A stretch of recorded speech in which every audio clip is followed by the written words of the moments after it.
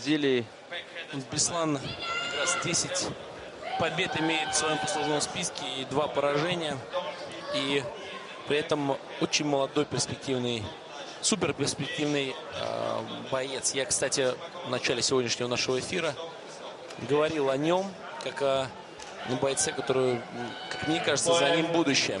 Если будет он таким образом развиваться и совершенствоваться, как он сейчас трудится над собой, то мы впереди увидим Беслана еще более маститого парня в боях по смешанным единоборствам. Базовый кикбоксер, в свое время он как раз с Хасаном Халиевым очень много работал вместе. Да.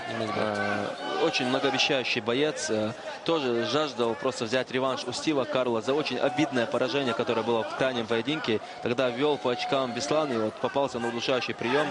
Стив Карл также был заявлен в это гран-при, но потом ему поступило предложение от UFC, и он принял участие в шоу ТУФ, насколько мы знаем. Это отборочное шоу UFC, и решил пойти своей дорогой. Да, The Ultimate Fighter. И вот сегодня мы видим непобежденный соперник у Беслана.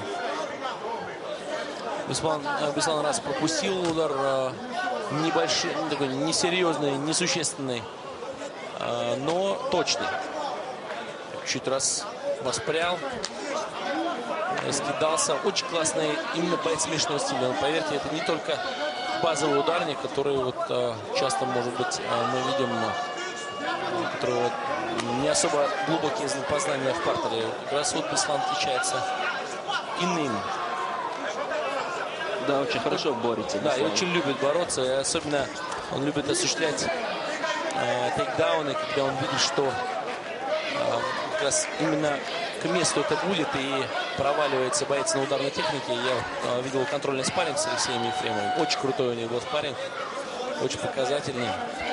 Ну и там, честно скажу, значит, Беслан особенно включался максимально в область печени на скачке. Посмотрите, редкий удар. В свое время Константин Глухов был отмечен, потому что это очень трудное исполнение по техническим составляющим. Вообще мало кто бьет в скачке в область печени.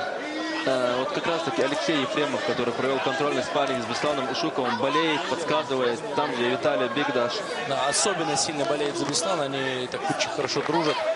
А вы помните, вы были на этом спарринге контрольном? Да, конечно. Но там было столько спаррингов. Я говорил, что на эти спарринги можно было бы спокойно продавать билеты, потому что там такие бойцы были подобраны, такие пары, что, наверное, даже вот, чуть ли не такого уровня турнир был там. Именно вот да, спарринги были наикрутейшие, и особенно вот Беслан отметился тогда в крайнем раунде с Алексеем Ефремовым, как они друг с другом просто вот не на жизнь, а на смерть. А вы помните, что подстегнуло к этому? Конечно. То есть, когда наш глава, Рамзан Ахмадович Кадыров пришел, вот это по признанию самих спортсменов воодушевило его. Я как раз именно и говорил об этом, что Рамзан Ахмадович просто посмотрел в сторону Беслана, то он ничего не говорит, посмотрел, и тот начал включаться. Да, вот тут очень опасно, конечно, нужно вытаскивать. Но я думаю, что здесь Беслан все контролирует. Да, грамотно. Все видит, все чувствует, все понимает. Это, кстати, на тему, насколько является мотивировочной позицией, когда присутствует Рамзан Ахмадович рядом с бойцами клуба Ахмат. Да, это невероятно. Это очень сильно подстегивает, что на тренировках, что здесь на турнире.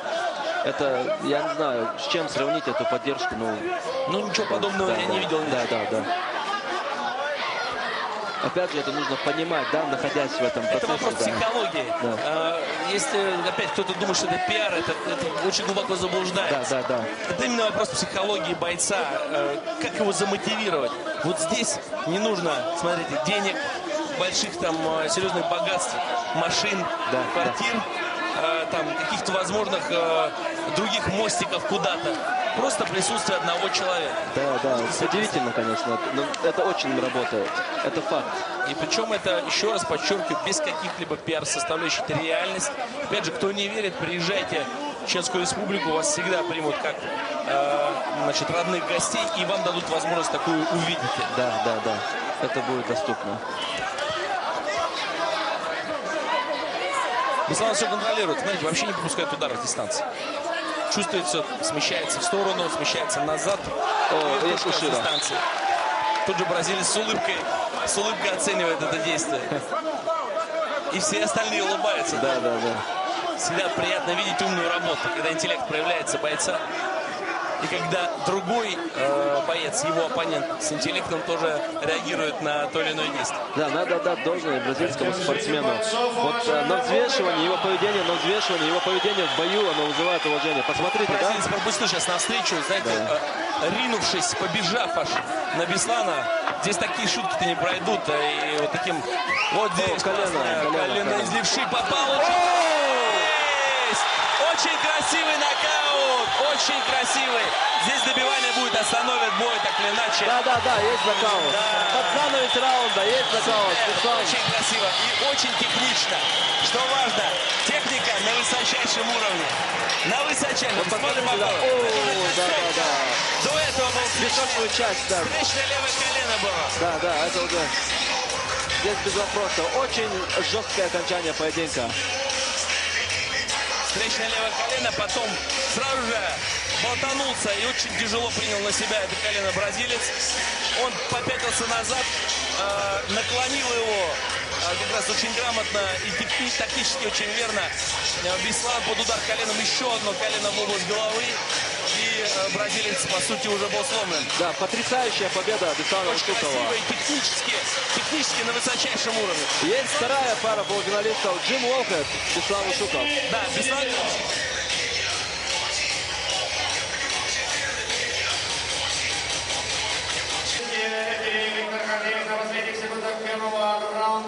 Остановил бой и победа техническим нокаутом присуждается the victory by technical knockout in the first round.